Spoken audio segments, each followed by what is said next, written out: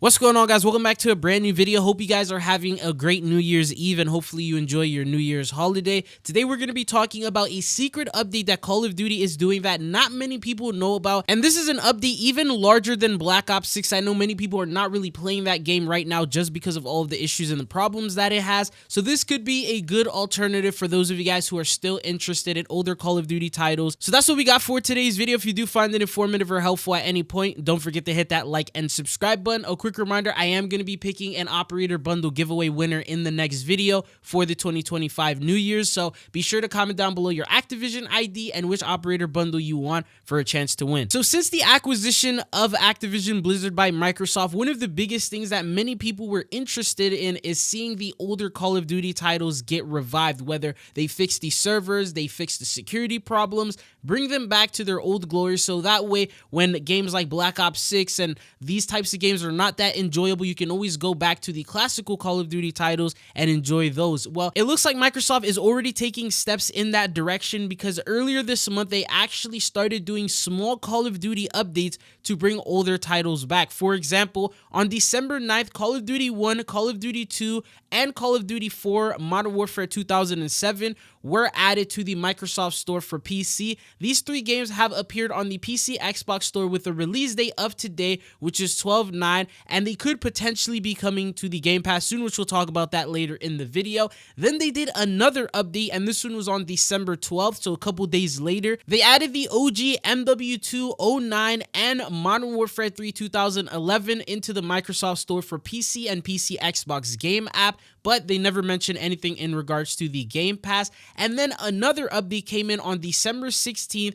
Ghost, Advanced Warfare, Black Ops 3, World War II were all added as well. And then another update following that, Black Ops 2 was added on December 19th, a couple days after, on the Microsoft Store as well. And then finally they did another update, and that was for World at War, making it available. So basically now almost every single Call of Duty release before 2017, before COD launched on Battle.net, is in the Microsoft PC Store. Now at the moment there's only two Call of Duty titles that are available through the Game Pass monthly subscription, and that is Black Ops 6 and Modern Warfare 3. At the moment, all the other Call of Duty titles you're going to need to pay the full price for if you want to end up trying them out or enjoying them. But the theory is, because they started adding them into the Microsoft PC Store, which I highly doubt someone is going to go and spend money buying these full copy games, what they're doing right now over this month is basically preparing to bring them all into the past. The idea was that maybe they would be announcing it during the Game Awards. Unfortunately, that did not happen, so potentially during another type of broadcast or announcement, maybe like a Microsoft Showcase or Xbox One,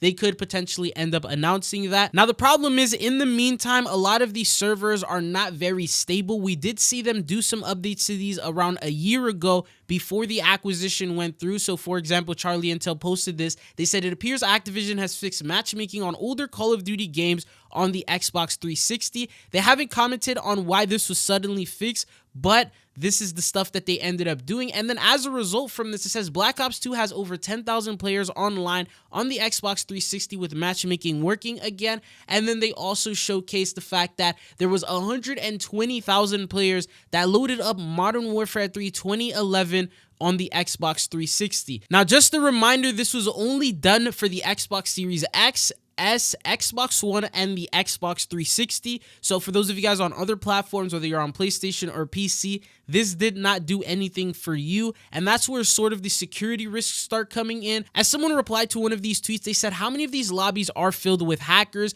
And they got replies saying, I haven't run into any yet on all the CODs, only one in MW3 was an XP lobby. Other than that, so far good. I haven't run into any, and I've been playing a good few hours now. Honestly, bro, not that much, to be honest. I haven't seen any on BO2 or 3 lately. I played several games on MW2 and found nothing yet. Only ran into one hacker today and played a total of 12 matches. So it looked like for the console side of things, the game was secure. It was safe to play at that time. Now, the thing is, the update that they did to the Microsoft Store, the majority of these titles that were added were actually for Windows. Some of them specifically say Windows when you go to the Microsoft app and check them. And these are the unsafe ones. Playing older Call of Duty titles on PC is where you're going to run into hackers that can pull your IP. They can download and upload viruses and malware and things like that into your personal computer, hack your stuff, get your personal information and identity, and that's where it's sort of a major risk to play that. So I think before they even make it available on the Game Pass or allow you to play these Call of Duty titles, they're probably going to do another massive update to the security system.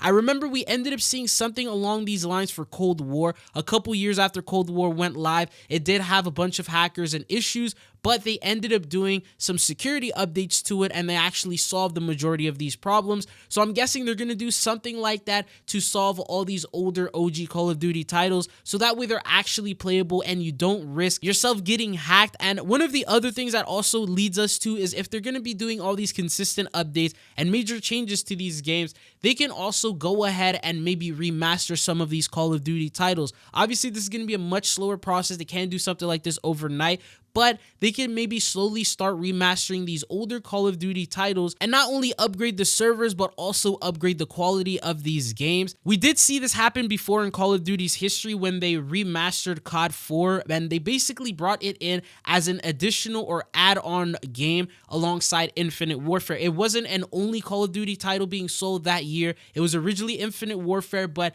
it got so much negative feedback. I believe that is like the most disliked Call of Duty in history in terms of the trailer when it ended up getting revealed. So they had to quickly come up with COD 4, remaster that, and actually bundle it. So the only way you could get COD 4 remastered was you had to purchase Infinite Warfare at the time, and that's sort of what they did, and they were able to do it pretty quickly because it was as soon as they saw those dislikes and saw that no one was trying to buy Infinite Warfare, no one was trying to play something like that, they went ahead and made that, developed it very quickly, remastered it, and updated the graphics, and then added it and dropped it. So that's something they could probably do slowly over time, maybe during a drought of Call of Duty seasonal updates. For example, we had this drought right now from December to like the end of January. There could potentially be another one. They could probably add it maybe before Verdansk because that's when like the player base is probably going to start getting active again. Maybe if they do plan on remastering or adding these games to the Game Pass, that could potentially be when they will do it. Now, another question this may lead us to is if they do add every single Call of Duty title to the Game Pass,